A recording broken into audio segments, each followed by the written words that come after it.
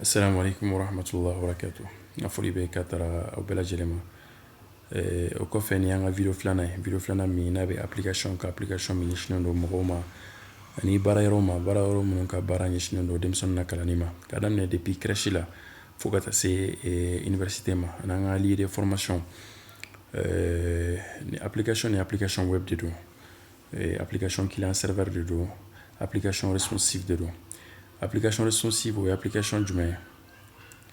Application min an bɛ se ka utiliser ordinateur la et puis an bɛ se ka utiliser an ka iPad la, an bɛ se ka utiliser an ka téléphone na. N'a bɛ ordinateur la, n'i bɛ k'a lajɛ ordinateur la, a bɛ yir'i la nin cogo la, ɲɛ fila la cogo min na a bɛ yir'i la nin cogo la, a bɛ afficher nin cogo la n'a bɛ ordinateur la. Nka n'a bɛ iPad kan i b'a ye nin cogo la, i bɛ a ye nin cogo la n'a bɛ iPad kan i b'a ye nin cogo la. Nka n'a bɛ téléphone kan, an ka smartphone kan i bɛ a ye nin cogo la, i bɛ a ye nin cogo la. N'a bɛ téléphone écran fitinin ninnu fana kan i bɛ se k'a lajɛ o la.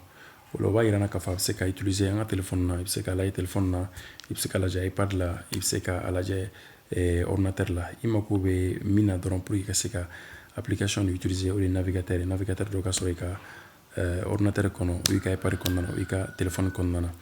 O kɔfɛ application nin bɛ baara jumɛn ni baara jumɛn de k'a ɲɛ? Fonctionnalité minnu bɛ application na a cilen don ka taa cida 3. A cida fɔlɔ o ɲɛsinnen don administration ma. Cida filanan ɲɛsinnen don kalandenw ma ni denfaw, kalandenw ka parents ma. A cida sabanan n'a laban o ɲɛsinnen don karamɔgɔw ma.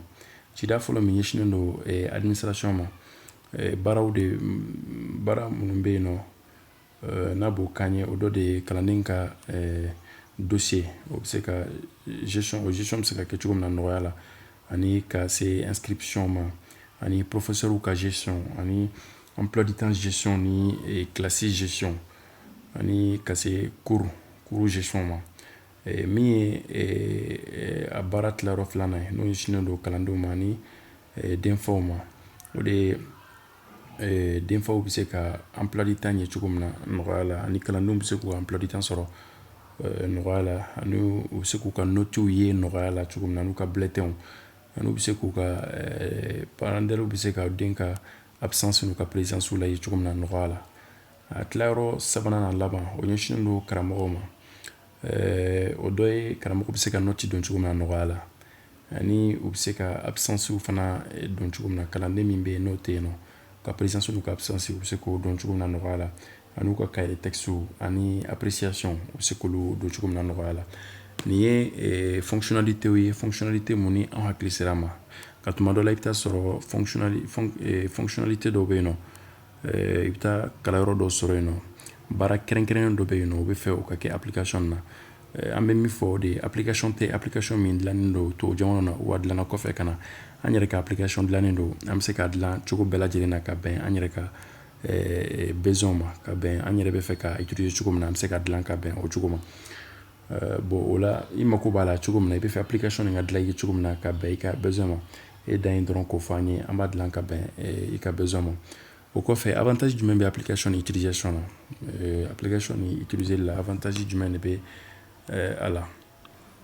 Avantage fɔlɔfɔlɔ o de ye a bɛ baaraw nɔgɔya administration ma, a bɛ baara nɔgɔya denfaw ma, a bɛ baara nɔgɔya karamɔgɔw ma. A filanan ye jumɛn ye? O de ye a bɛ baaraw automatiser n'o ye notes ni trimestre kɛra ni examen kɛra notes bɛ se ka sɔrɔ cogo min na, jaabiw bɛ se ka bɔ cogo min na nɔgɔya la ani teliya la, o bɛ se ka kɛ cogo min na, ani nafa caman wɛrɛw bɛ a la n'Ala ka jɛ an da bɛna s'o ma video nataw la. O la an bɛ bi video ni an b'o jɔ yan, video min bɛna da nin kan n'Ala ma basi kɛ o bɛna boli inscription bɛ kɛ cogo min na, i bɛ fɛ ka kalanden inscrit i b'a inscrit cogo min na n'Ala ma basi kɛ video nata bɛna boli o de kan. An bɛ Alahu taala deli Ala ka an bɛn an se ma. Assalamu alaikum wa rahmatullahi wa barakatuh.